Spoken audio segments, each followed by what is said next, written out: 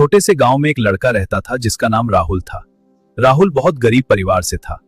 उसका घर मिट्टी बना हुआ था और छत पुराने टीन की चादरें लगी थी। बरसात के दिनों में छत से पानी टपकता था और घर के अंदर हर जगह बर्तन रखकर पानी रोकना पड़ता था। राहुल के पिता मजदूरी करते थे। वे सुबह जल्दी काम की तलाश में निकल जाते और शाम को थके हुए घर लौटते। कभी उन्हें काम मिल जाता था तो घर में खाना बन जाता था, लेकिन कई बार ऐसा भी होता था कि उन्हें काम नहीं मिलता था और पूरा परिवार भूखा सो जाता था।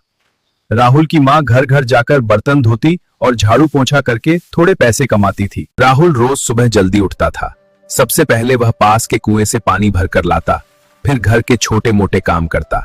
उसके बाद वह स्कूल जाने की तैयारी करता। उसके पास सिर्फ एक ही स्कूल ड्रेस थी जिसे वह रोज धोकर पहनता था। उसके जूते पुराने और फटे हुए थे, इसलिए कई बार वह नंगे पैर ही स्कूल चला जाता था। स्कूल उसके घर से बहुत दूर था। उसे रोज लगभग 4 किलोमीटर पैदल चलना पड़ता था। रास्ते में धूल भरी सड़क थी और गर्मियों में जमीन इतनी गर्म हो जाती थी कि उसके पैर जलने लगते थे। फिर भी राहुल कभी स्कूल नहीं छोड़ता था। राहुल पढ़ाई में बहुत अच्छा था। उसके शिक्षक उसे बहुत पसंद करते थे। वे अक्सर कहते थे, राहुल, अगर तुम मेहनत करते रहोगे तो जरूर सफल हो जाओगे। लेकिन पढ़ाई करना राहुल के लिए आसान नहीं था। शाम को स्कूल से लौटने के बाद वह आराम नहीं करता था। वह पास की दुकान पर काम करने चला जाता था। वहाँ बोरे उठाता, सामान सजाता और दुकान साफ करता। इसके बदले में उसे थोड़े पैसे मिलते थे जिनसे वह अपनी कॉपी और पेंसिल खरीदता था। कभी कभी भूख के कारण उसका पेट दर्द करने लगता था। कई बार ऐसा भी होता था कि घर में सिर्फ सूखी रोटी होती थी। बेटा थोड़ा और ले लो, तुम भी खाओ। उसकी माँ उसे ज्यादा खाना देने की कोशिश करती, लेकिन राहुल समझ जाता था और कहता, माँ मुझे भूख नहीं है। असल में वह झूठ बोलता था ताकि उसके माता पिता खाना खा सकें। एक दिन स्कूल में परीक्षा का परिणाम आया। राहुल पूरे स्कूल में प्रथम आया था। राहुल पूरे स्कूल में बहुत अच्छा किया। शिक्षक ने उसका नाम मंच पर बुलाया और उसे एक किताब इनाम में दी। जी सर, धन्यवाद। राहुल बहुत खुश था। वह किताब अपने सीने से लगाकर घर पहुंचा। माँ पापा देखो। उसने अपने माता पिता को परिणाम दिखाया। बहुत अच्छे बेटे। बेटा, हम तुम्हें ज्यादा सुविधा नहीं दे सकते, लेकिन तुम पढ़ाई मत छोड़ना। राहुल ने सिर हिलाया। समय बीतता गया। जैसे जैसे राहुल बड़ी कक्षाओं में पहुंचता गया, पढ़ाई का खर्च बढ़ता गया। किताबें महंगी हो गईं और स्कूल की फीस भी बढ़ गई। बेटा, ये नई किताबें हैं। धन्यवाद पिताजी। पर राहुल ने हिम्मत नहीं हारी।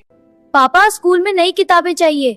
हाँ, महंगी भी हैं, फीस भी बढ़ गई है। समय ऐसा आया जब उसके पिता फीस भरने में असमर्थ हो गए। राहुल बहुत परेशान हो गया। उसे लगा कि शायद अब उसे पढ़ाई छोड़नी पड़ेगी। उसके शिक्षक ने उसकी मदद की। प्रधानाचार्य जी, राहुल की मदद की जरूरत है। हाँ बताइए। उसकी फीस माफ कर दीजिए। ठीक है, माफ की जाती है। उन्होंने स्कूल के प्रधानाचार्य से बात की और राहुल की फीस माफ करवा दी। राहुल फिर से पढ़ाई करने लगा। अब वह पहले से भी ज्यादा मेहनत करने लगा। वह जानता कि अगर उसने पढ़ाई छोड़ दी तो उसकी जिंदगी हमेशा गरीबी में ही बीतेगी। सालों की मेहनत के बाद राहुल ने 10वीं की परीक्षा बहुत अच्छे अंकों से पास की। पूरा गाँव उस पर गर्व करने लगा। आज भी राहुल की जिंदगी आसान नहीं है, लेकिन वह हार नहीं मानता। मैं हार नहीं मानूंगा। वह अब भी मेहनत कर रहा है और आगे पढ़ना चाहता है। राहुल हमेशा एक बात याद रखता है, गरीबी इंसान को कमजोर बना सकती है, लेकिन मेहनत उसे मजबूत बना देती है और उसे विश्वास है कि एक दिन वह जरूर सफल होगा। राहुल अब सुबह जल्दी उठकर पहले पढ़ाई करता और फिर काम पर जाता था। गांव के छोटे बच्चे उसे देखकर प्रेरणा लेते थे। कई बार वे उससे पढ़ाई में मदद मांगते और राहुल उन्हें खुशी खुशी पढ़ाता था। धीरे धीरे गांव के लोग भी उसकी मेहनत को समझने लगे और उसकी मदद करने लगे। बेटा, ये तुम्हारे लिए। किसी ने उसे पुरानी किताबें दी। लो बेटा, ये किताबें तुम्हारे पढ़ाई में मदद करेंगी। धन्यवाद बाबा। तो किसी ने एक पुरानी साइकिल दे दी जिससे उसका स्कूल जाना आसान हो गया। शुक्रिया। राहुल के मन में अब एक नया सपना था।